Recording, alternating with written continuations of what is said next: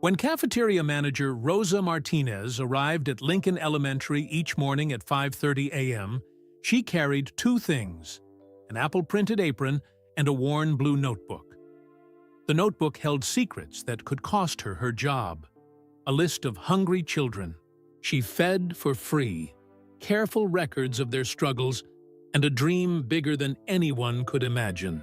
But on this particular morning, as district auditors arrived with their clipboards and frowns, Ms. Rosa knew her secret mission of mercy was about to be exposed. What she didn't know was that her simple acts of kindness had caught the attention of NBA superstar LeBron James, and that her worn blue notebook was about to spark a revolution that would change how America feeds its children. This is the story of how one lunch lady's compassion, a basketball legend's heart, and a community's love came together to prove that sometimes the biggest dreams start in the smallest cafeterias. Ms. Rosa Martinez arrived at Lincoln Elementary, school's cafeteria, at exactly 5:30 every morning, just as the sun was beginning to paint the sky in shades of pink and orange. Her footsteps echoed through the empty halls as she unlocked the heavy cafeteria doors, flicked on the fluorescent lights, and tied her favorite apple-printed apron around her waist. But today, something felt different. She pulled out her special notebook, the one with the worn blue cover, and opened it to a fresh page. Her pen moved quickly as she wrote down three names: Tommy Henderson, Maria Suarez, and James Wilson.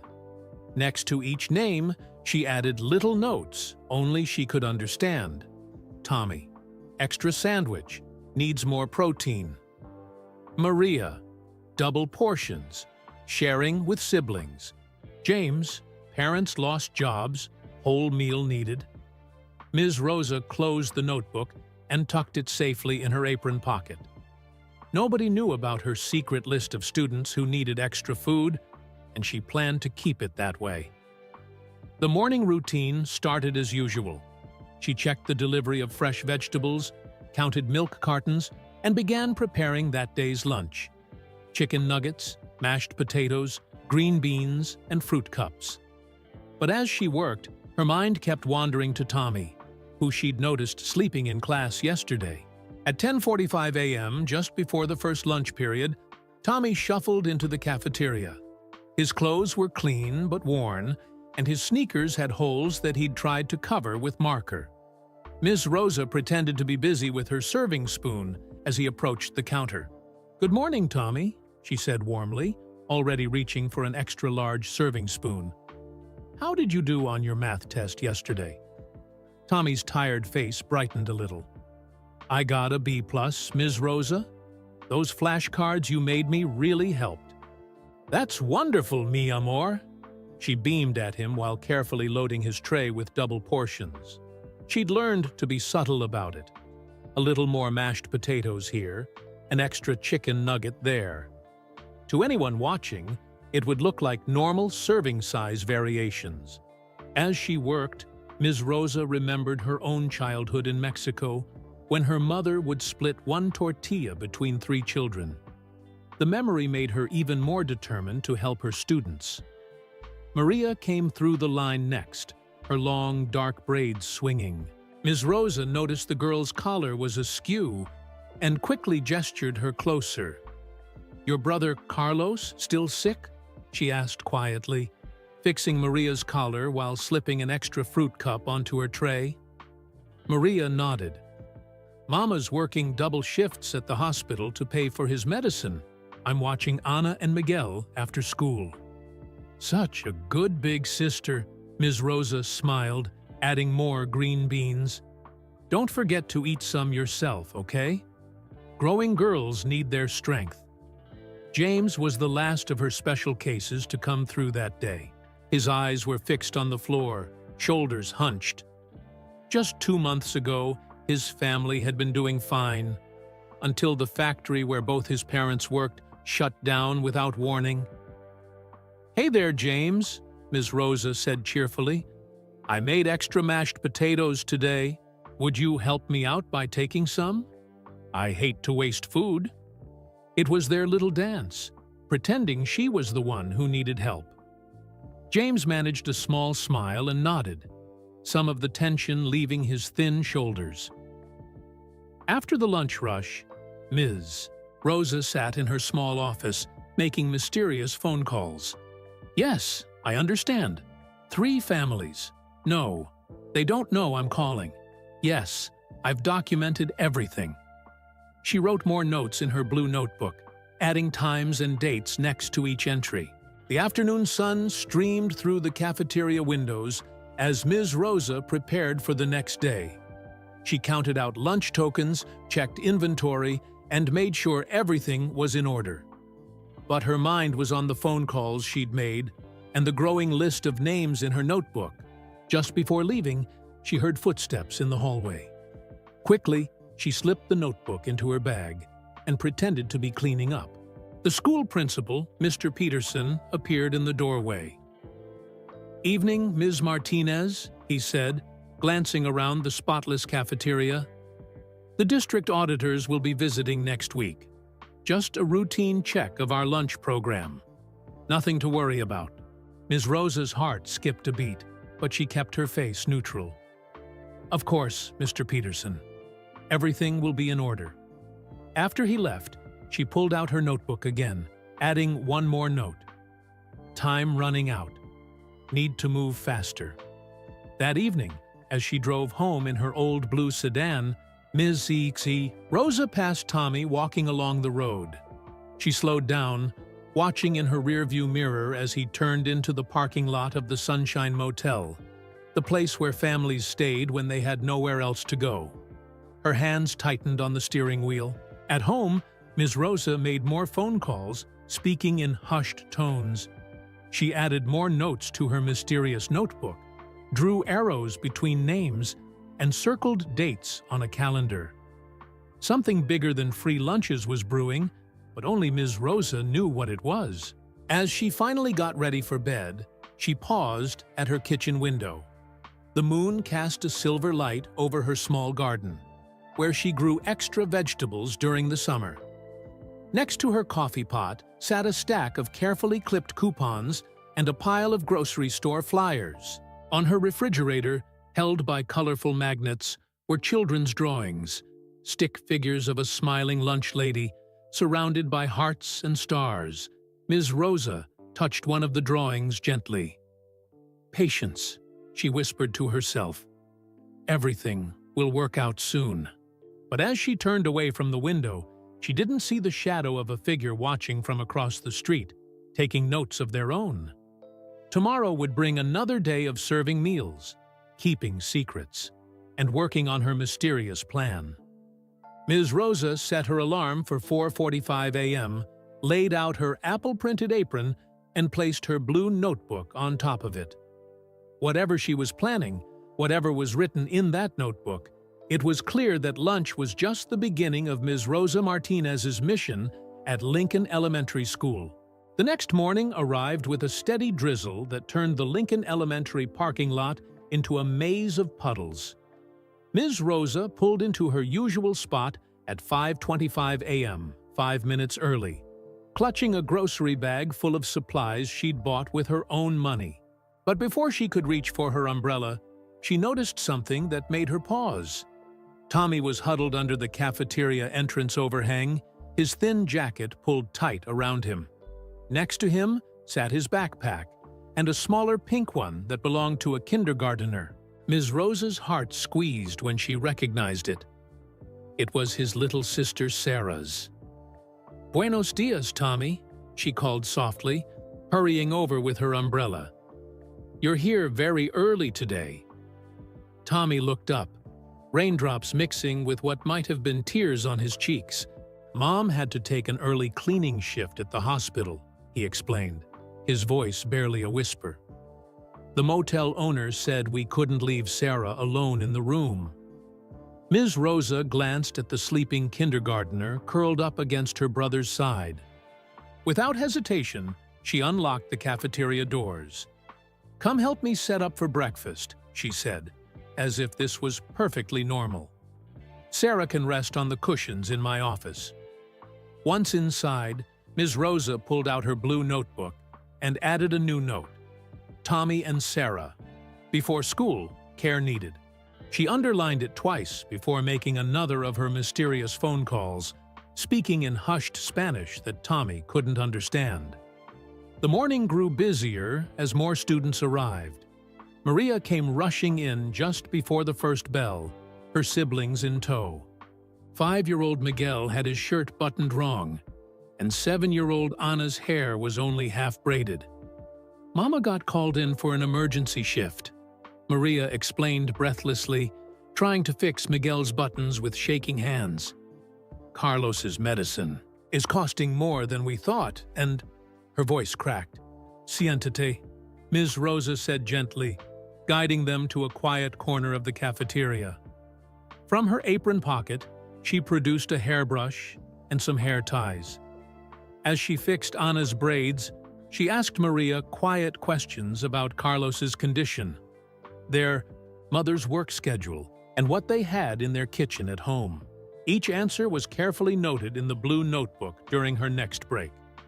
James arrived for lunch looking more worried than usual. Ms. Rosa noticed him counting out change at his table, all pennies and nickels, before getting in line.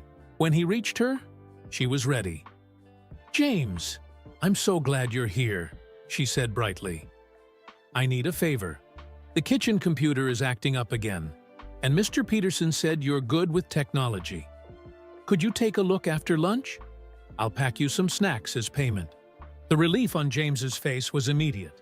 As he helped her with the computer later, which had mysteriously fixed itself, Ms. Rosa learned that his parents' job search wasn't going well. The factory closure had affected hundreds of families, and positions were scarce. She added this information to her notebook, along with a star and the words, "Urgent, time sensitive." Throughout the day, Ms. Rosa's phone rang more frequently than usual.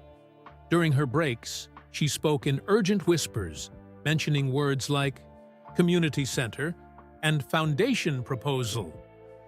After each call, she wrote extensively in her notebook, drawing connecting lines between names and adding more stars to certain entries. But she wasn't the only one taking notes. During the afternoon lunch period, 2 men in suits stood in the corner of the cafeteria, watching. They carried clipboards and spoke in low voices, frowning at their observations. One of them photographed the serving sizes with his phone. "District auditors," Mr. Peterson explained when he stopped by. "They're just doing preliminary observations before next week's official visit." His smile seemed strained. "By the way, Ms. Martinez, I noticed our food costs have been running a bit high this month. I'm sure there's a reasonable explanation?" "Minces." Rosa kept her face carefully neutral as she served green beans to a 4th grader. "Of course, Mr. Peterson.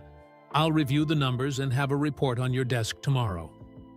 After the principal left, she pulled out her notebook again, this time adding, "Plan B needed, sooner than expected." That afternoon, as the rain continued to fall, Ms. Rosa made her usual rounds of the cafeteria tables. She collected forgotten lunch boxes, wiped down spills, and quietly slipped granola bars into certain students' backpacks. But today, she also did something different.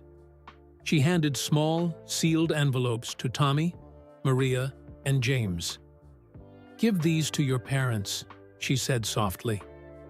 "It's very important." What the children didn't see was Ms. Rosa adding 3 more phone numbers to her notebook, along with a date and time.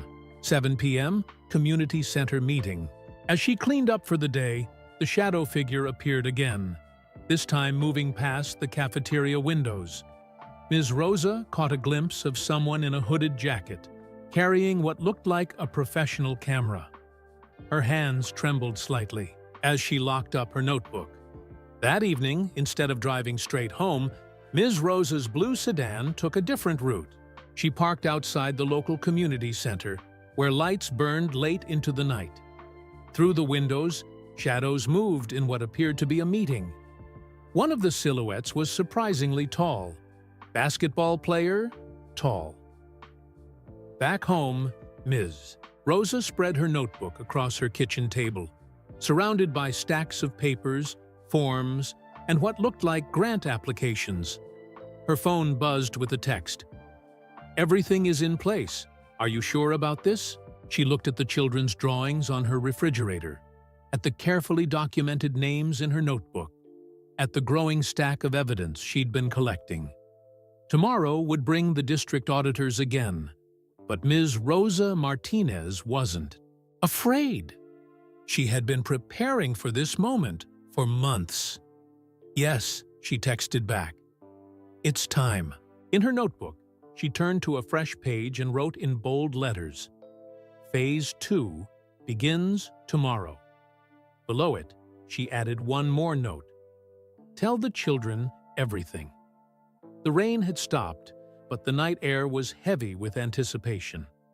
Somewhere, in Lincoln Elementary's quiet neighborhood, a camera lens caught the light from Ms. Rosa's kitchen window, and another note was made in another notebook. "She's ready." The next morning dawned clear and cold, frost sparkling on the windows of Lincoln Elementary. Ms. Rosa's blue sedan pulled into the parking lot at its usual time, but today she wasn't the first to arrive. A black SUV with tinted windows sat in the visitor's spot, and Mr. Peterson stood at the cafeteria entrance with two men in dark suits. "Ms. Martinez," Mr. Peterson called out, his voice unusually tight. "Could you join us in my office before you start your morning preparations?" Ms. Rosa clutched her blue notebook closer to her chest, her knuckles white against the worn cover. "Of course," she replied, her voice steady despite the trembling in her hands. "Let me just unlock the cafeteria first. Some students arrive early for breakfast." "That won't be necessary," one of the suits said. "We've arranged for temporary staff to handle breakfast service this morning." As if on cue, two cafeteria workers Ms. Rosa had never seen before walked past, carrying boxes of pre-packaged breakfast items. Her heart sank as she thought of Tommy and Sarah, who would surely be waiting under the overhang soon. In Mr. Peterson's office, the morning sun cast long shadows across his desk, where several stacks of papers lay spread out. Ms. Rosa recognized them immediately. They were copies of her ordering forms, inventory lists, and daily meal counts.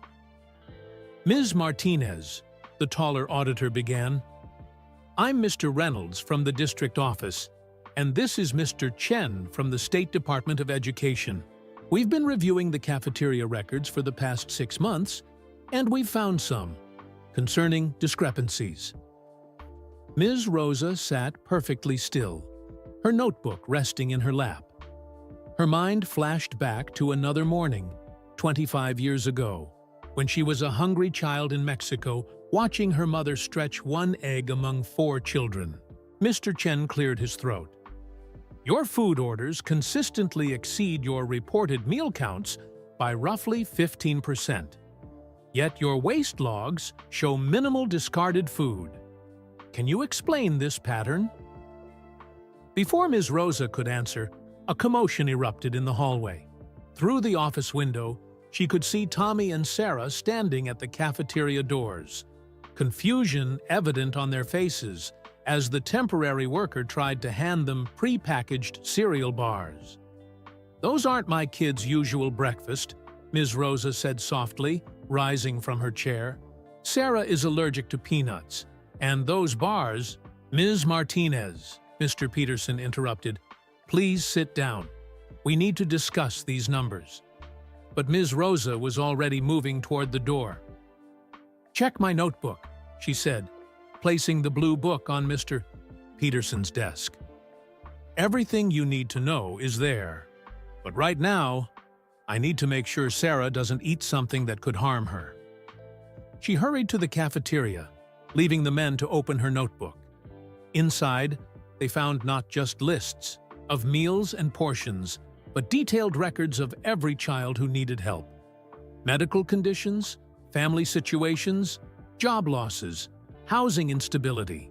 Next to each name were carefully documented observations, weekly weight measurements, and academic performance notes. There were also copies of grant applications, proposals for a community food program, and detailed plans for a school-based family support center. The final pages contained something even more surprising. Letters of support from local businesses, healthcare providers, and social workers, all praising Ms. Rosa's quiet work in identifying and helping struggling families. Back in the cafeteria, Ms. Rosa had taken charge. She quickly prepared Sarah's allergen-free breakfast while explaining to Tommy about the meeting. "Everything will be okay, mi amor," she whispered, slipping him an extra banana. "Just remember what's in the envelope I gave you yesterday." Maria burst through the doors next, her siblings in tow. "Ms. Rosa, we saw the men in suits. Mama read your letter last night and she said—" "Not now, Carino," Ms. Rosa said gently, guiding the children to their usual table. She could see Mr. Peterson and the auditors watching through the cafeteria window, heads bent over her notebook. The morning seemed to stretch endlessly. James arrived looking more worried than ever, but Ms. Rosa couldn't get to him before Mr. Peterson appeared at her side. "Ms. Martinez, we need you back in my office, now." This time, the walk to the office felt different. Students lined the hallway, watching silently. Many held small envelopes identical to the ones she'd distributed yesterday. Through the front windows, Ms. Rosa could see more cars pulling into the parking lot, parents arriving early, holding similar envelopes. In the office, Mr. Reynolds held up her notebook. "Ms. Martinez, do you realize what you've documented here?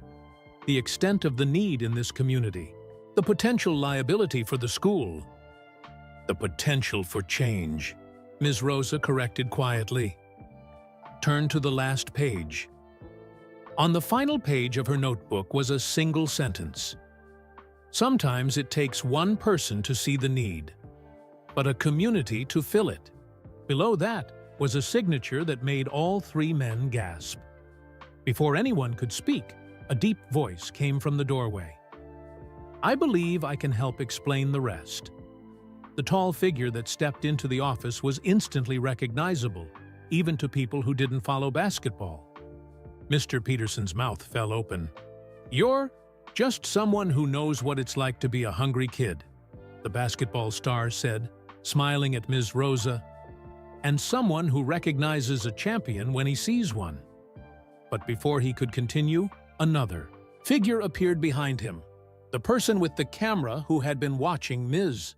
Rosa. And what they revealed next would change everything at Lincoln Elementary. The mystery of Ms. Rosa's notebook was about to be solved, but its contents would prove to be just the beginning of a much bigger story. The photographer stepped into Mr. Peterson's office and lowered her camera. "I'm Rebecca Chen from the local Tribune," she said, "and I've been documenting Ms. Rosa's work for the past month. But I'm not just a reporter." She pulled out her own notebook. "I'm also a former Lincoln Elementary student. 20 years ago, Ms. Rosa saved my family too." Before anyone could respond, a commotion erupted in the hallway. Dozens of parents were gathering outside the office, led by Tommy's mother in her hospital scrubs, Maria's mama still wearing her night shift uniform, and James's parents clutching their envelopes. "We're not letting you fire Ms. Rosa," Tommy's mother declared, her voice shaking but determined. "Those envelopes she sent home? They weren't just letters. They were invitations to tell our stories." Mr. Peterson looked bewildered. "Fire her? We haven't—" "But you were going to," James's father stepped forward. "We've seen it before. The suits come in, numbers get checked, and good people lose their jobs. Not this time." Maria's mother opened her envelope and began reading. "Dear families, for years I have watched our community struggle in silence. I've fed your children, dried their tears, and kept their secrets. But it's time for us to stand together and show the world that hunger doesn't have to win. Come to the school when you get the call. Bring your stories. Bring your hope. Together, we are stronger. Love, Ms. Rosa. Rebecca Chen raised her camera. And that's exactly what they're doing. Social media is already exploding. Save Ms. Rosa started trending an hour ago. She held up her phone, showing Twitter posts flooding in. This lunch lady didn't just feed our kids, she saved our families. Save Ms. Rosa. When I lost my job, Ms. Rosa made sure my kids never went hungry. Save Ms. Rosa. She remembered every allergy, every birthday, every struggle. Save Ms. Rosa. Outside the office windows, more cars were pulling into the school parking lot. Local news vans had begun to arrive. Students were making signs with markers and construction paper. Heroes wear aprons. Our Rosa feeds our hearts. Lunch ladies save lives. Mr. Reynolds from the district office looked uncomfortable. This is all very touching, but there are rules about federal lunch program funds, which is exactly why I never used them. Ms. Rosa spoke up quietly. Check your records again. Every extra meal, every additional portion came from my own pocket or community donations I arranged quietly. The notebook shows it all. The basketball star picked up Ms. Rosa's blue notebook and began reading entries aloud. September 15th. Local grocery store agrees to donate day-old bread. Will pick up after closing. October 3rd. Church food bank contribution. $200 worth of canned goods. November 20th. One employee bonus at second job. $150 for extra milk this month. He looked up, his eyes shining. Ms. Rosa wasn't cheating the system. She was creating a whole new one. Rebecca Chen stepped forward again. And that's why I've been watching and documenting. This isn't just a story about a lunch lady giving away free food. It's about a woman who saw a broken system and built a bridge over it. More parents continued to arrive. The hallway was getting crowded with families, many holding up their phones, live streaming the scene. Local news reporters were setting up cameras outside the school entrance. Mr. Peterson's phone began ringing non-stop. The district superintendent, the mayor's office, local businesses, all wanting to know what was happening at Lincoln Elementary. Tommy squeezed through the crowd and made his way to Ms. Rosa's side. "Show them the big plan," he whispered. "The one you wrote in the back of the notebook." Ms. Rosa hesitated, but the basketball star was already turning to the final pages. His eyes widened as he read. "This." He paused, looking at Ms. Rosa with newfound respect. "This is genius." The notebook's final section contained a detailed proposal. Plans for a comprehensive community support center based at Lincoln Elementary. It included a food pantry system integrated with the school lunch program, after-school care coordinated with parent work schedules, job training programs for parents, health screening partnerships with local clinics, tutoring and mentorship programs, but most surprisingly, it included pledges from local businesses, preliminary grant approvals, and letters of support from community leaders, all gathered quietly over months of Mrs. Rosa's late-night phone calls and meetings. "You didn't just feed them," Rebecca Chen said softly. "You were building a safety net." The basketball star's phone buzzed. He checked it and smiled. "And it's about to get a lot stronger. My foundation just got approved to be the primary sponsor." Suddenly, a small voice piped up from the crowd. It was Sarah, Tommy's little sister, still holding her allergen-free breakfast. "Is Ms. Rosa in trouble?" The room fell silent. all eyes turned to Mr. Peterson and the auditors. Mr. Chen from the State Department of Education cleared his throat. Actually, this could be a pilot program. If it succeeds here, it could be replicated in other schools. Mr. Reynolds nodded slowly. The documentation is meticulous. The community support is evident. And with proper backing, he glanced at the basketball star, this could be revolutionary. Outside, the crowd had grown even larger. Students were singing the school song. Parents were sharing their stories with news reporters. Social media was exploding with "Wartradern save Ms. Rosa" posts from around the country. But Ms. Rosa wasn't watching any of this. She was kneeling next to Sarah, wiping a milk mustache from the little girl's face. "No trouble, mi angel," she said softly. "Just changes. Good changes." Rebecca Chen raised her camera one more time, capturing the moment. But what she couldn't capture was the bigger change already beginning. A revolution that started with one lunch lady's secret notebook and was about to transform not just Lincoln Elementary, but schools across the nation. As the morning sun climbed higher, casting long shadows through the hallways of Lincoln Elementary, Ms. Rosa's phone buzzed with another message. She read it and smiled mysteriously. The basketball star wasn't the only one with a surprise in store. Tomorrow would bring something even bigger, something that would leave the entire community in tears of joy. That evening, after the news vans had departed and the crowds had dispersed, LeBron James sat alone in Lincoln Elementary's cafeteria. His tall frame looked almost comical in one of the small student chairs, but his expression was serious as he studied Ms. Rosa's notebook for the third time. "Tell me again about your childhood," he said softly as Ms. Rosa wiped down tables, refusing to leave her cafeteria untended, even on this extraordinary day. She paused, cloth in hand. "We were poor in Mexico, very poor. But my mother, she would perform miracles with whatever food we had. One egg could become breakfast for 4 children. A single tortilla could make us all feel full, not because of the food, but because of the love she put into sharing it." LeBron nodded, touching a child's drawing pinned to the wall. "My mom was the same way.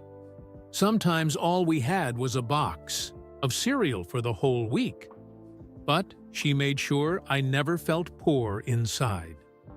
He stood up and walked to the serving line, running his hand along the steel counter. "You know what really got me about your notebook? It wasn't just the meal counts or the family histories. It was how you tracked their dreams."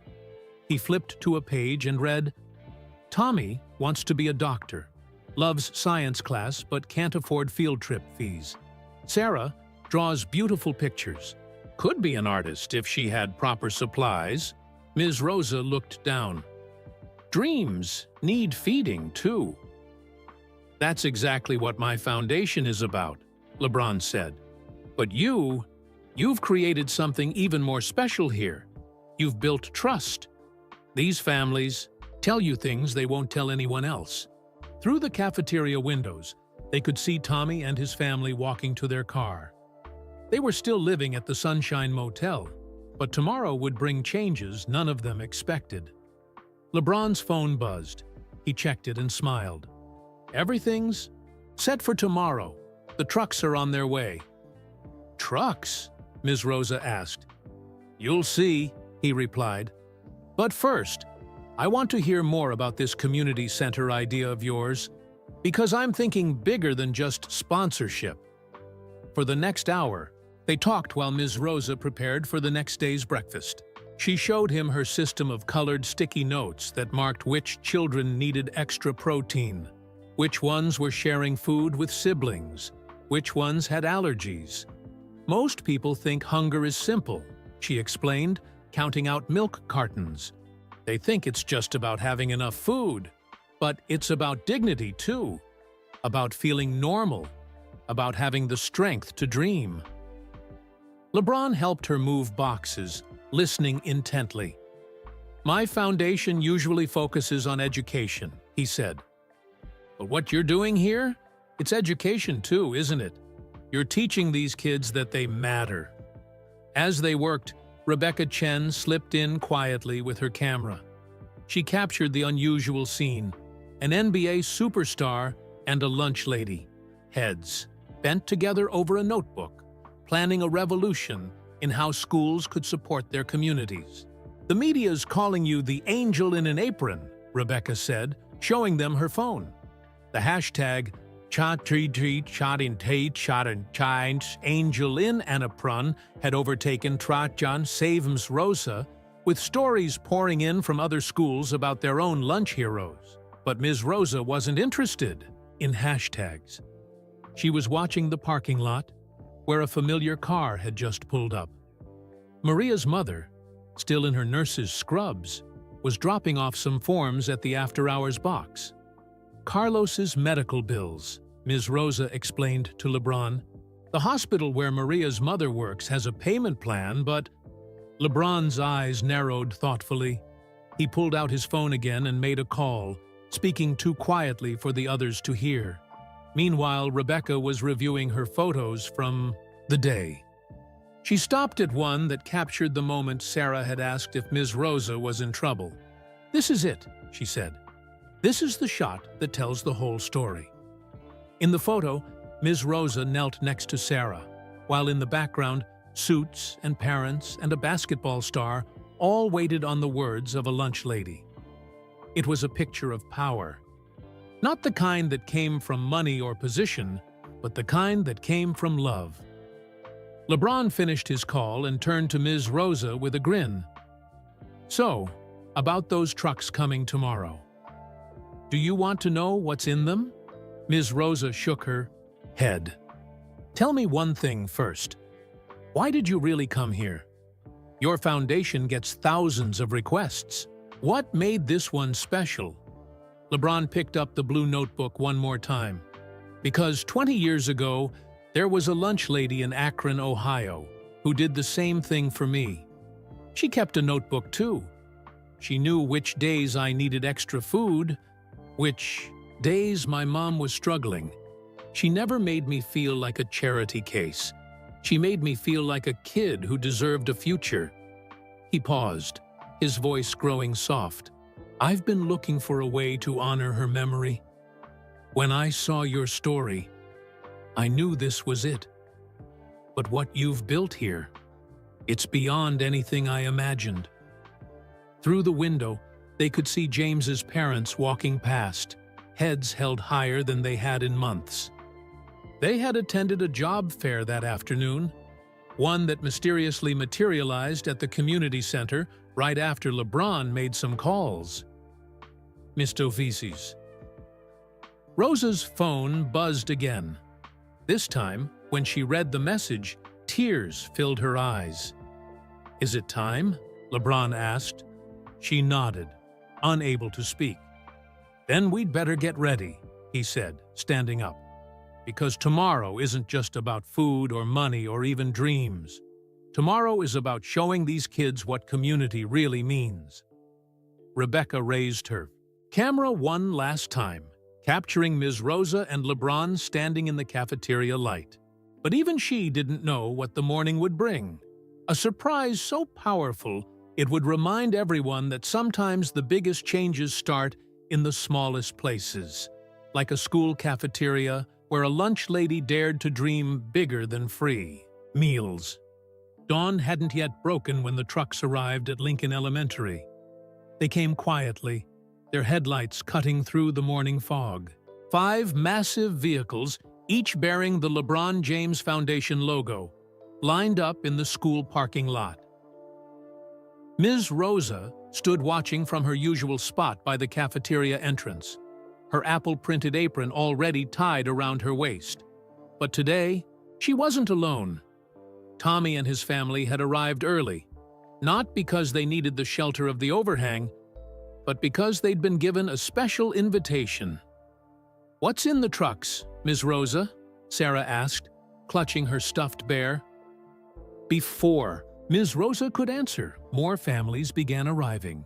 Maria's entire family, including Carlos in a wheelchair, pushed by their mother, who wasn't wearing scrubs for the first time in months. James and his parents, looking tired but hopeful. Even Rebecca Chen was there, camera ready, though she'd been asked not to share any photos until after the announcement.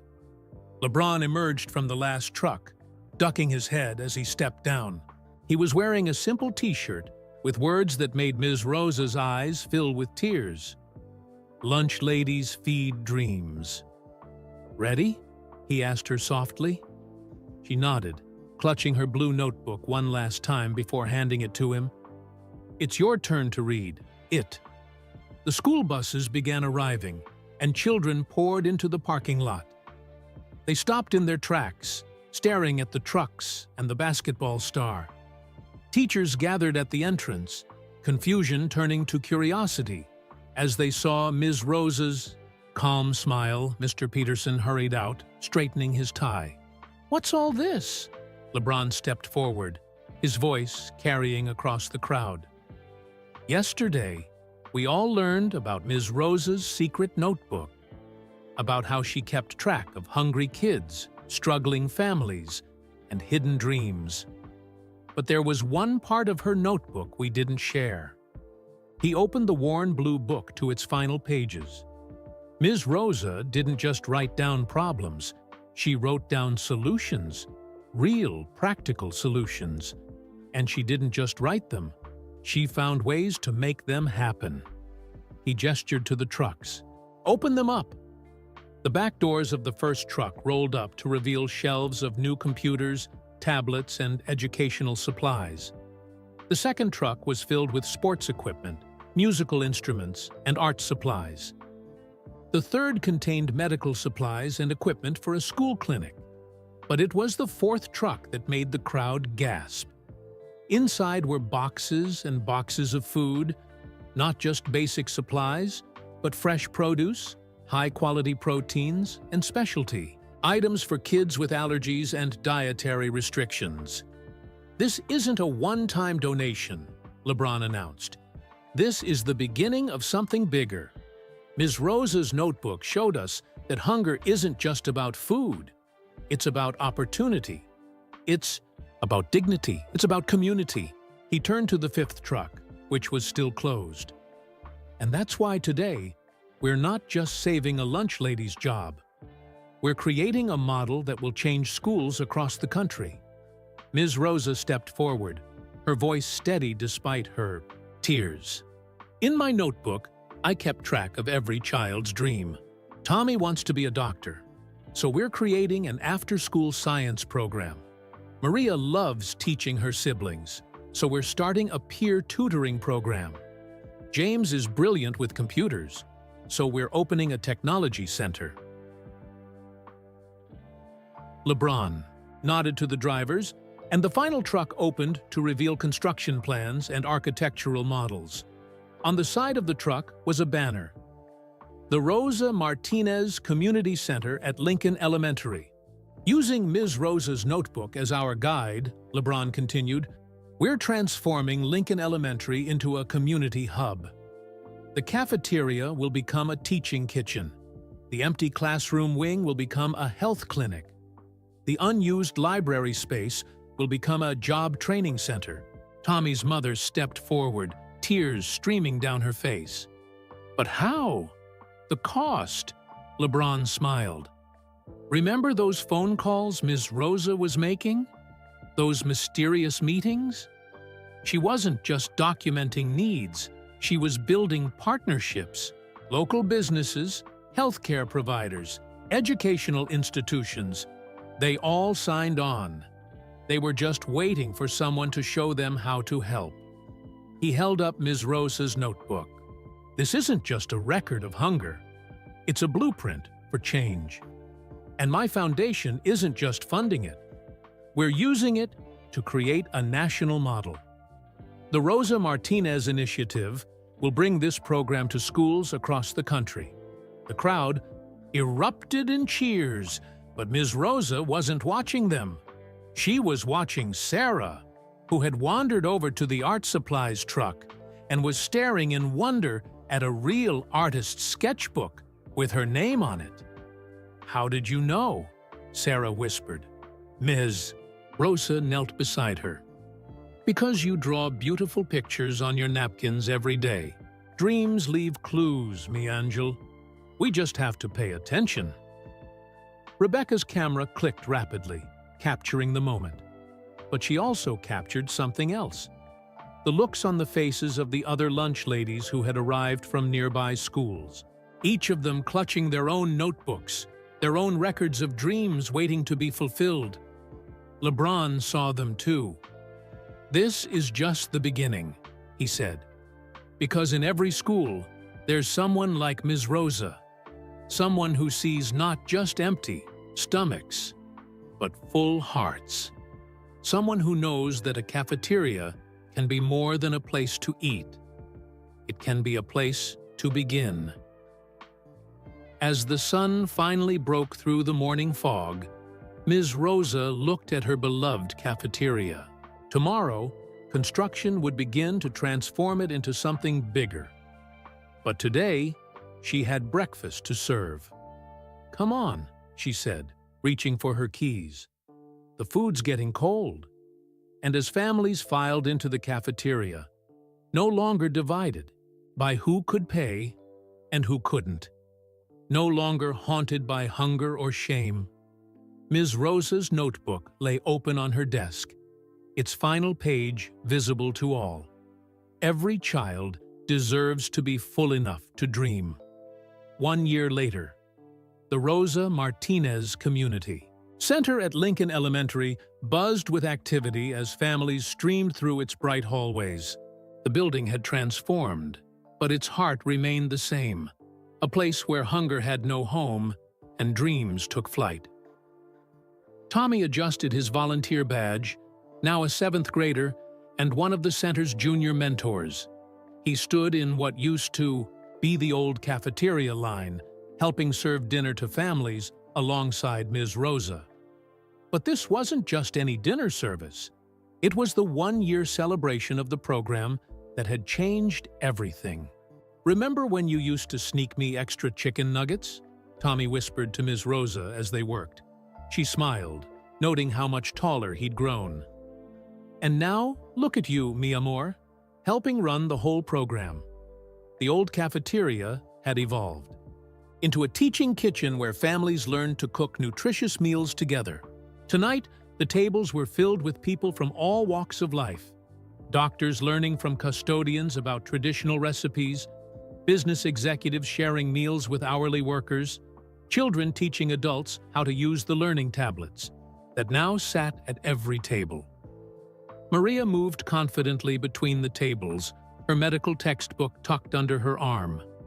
The after-school medical program, inspired by her dream of becoming a doctor like those who had helped her brother Carlos, was already showing results.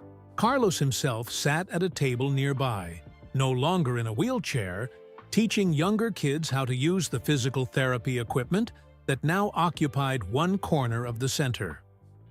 "Ms. Rosa," James called from the technology hub that had once been the cafeteria storage room.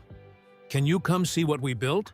He was leading a coding class for parents, teaching them the skills they needed for new jobs in the digital economy. His own parents, now employed at a local tech company, often stopped by to help. Sarah, now in 1st grade, had her artwork displayed. On the walls, real paintings done with real art supplies, showing the journey of their community. One picture showed the old cafeteria, with its dividing lines between those who could pay and those who couldn't. Another showed the current scene: families eating together, learning together, growing together. Rebecca Chen was there too, not as a photographer this time, but as a speaker. Her documentary about Ms. Rosa's story had won awards, but more importantly, it had sparked change. On the center's walls hung photos of other angels in aprons from across the country. lunch ladies whose own notebooks had become blueprints for similar transformations in their schools. LeBron James stood quietly in the doorway, watching it all. His foundation had helped launch 15 more Rosa Martinez centers in the past year, with 50 more in development. But this one, the original, remained special. He made his way to Ms. Rosa's office, the same small room where she used to make her secret phone calls. The walls were covered with children's drawings, but now they showed more than just food. They showed dreams, astronauts, teachers, artists, doctors, scientists. The famous blue notebook sat in a glass case, open to different pages each week to inspire visitors. Today it showed the first page where Ms. Rosa had written Tommy's name, along with his dream of becoming a doctor. Next to it sat a new notebook, its pages filling up with fresh dreams and new possibilities. "Time for the announcement," LeBron said softly. "Mrs." Rosa nodded, wiping her hands on her apron. Still apple-printed, though now it bore the logo of the Rosa Martinez Initiative. They gathered everyone in what had once been the cafeteria serving area. Children sat cross-legged on the floor. Parents stood with arms around each other, and staff members, many hired from the local community, lined the walls. "1 year ago," LeBron began, "we started with a notebook and a dream. Today, we're not just feeding bodies, we're feeding futures. And thanks to Ms. Rosa's model, we're about to take an even bigger step." He gestured to a group of people in the back, representatives from the Department of Education, other NBA players, and business leaders from across the country. "The Rosa Martinez Act has just passed in Congress," he announced. "Starting next year, every school in America will have funding available to create their own community center. Every cafeteria worker will be trained to spot not just hunger, but hope. Every child will have the chance to be full enough to dream." The room erupted in cheers, but Ms. Rosa's eyes were on individual faces. Tommy, standing taller and healthier than ever. Maria, her medical textbook highlighted and well used. James, teaching others the skills that would change their lives. Sarah, her art supplies clutched proudly to her chest. These were her children. Not just the ones she had fed, but the ones who had taught her that sometimes the smallest acts of kindness could spark the biggest changes. As the celebration continued, Mrs. Rosa slipped away to her office for a moment. She opened her new notebook and wrote, "Day 365. Today, we fed more than stomachs. We fed dreams. We fed hope. We fed the future. And we're just beginning." She closed the notebook and looked out at her transformed cafeteria, now a place where community gathered, where barriers fell, where dreams took flight. The apple on her apron seemed to glow in the evening light as she whispered the words that had started it all. Every child deserves to be full enough to dream. But now, it wasn't just a hope written in a secret notebook. It was a promise being kept. One meal, one dream, one child at a time. And somewhere in America, another lunch lady was opening her notebook, looking at her students, and beginning to dream bigger than free meals. Ms. Rosa showed us that sometimes the biggest changes start with the smallest acts of compassion. I'd love to know where you're listening from. Drop your country name in the comments. If this story touched your heart, don't forget to hit that like button and share it with someone who needs a reminder that one person really can make a difference. And if you want to hear more inspiring stories like this one, click the video appearing on your screen right now. Until next time, remember Ms. Rosa's words. Every child deserves to be full enough to dream. See you in the next story.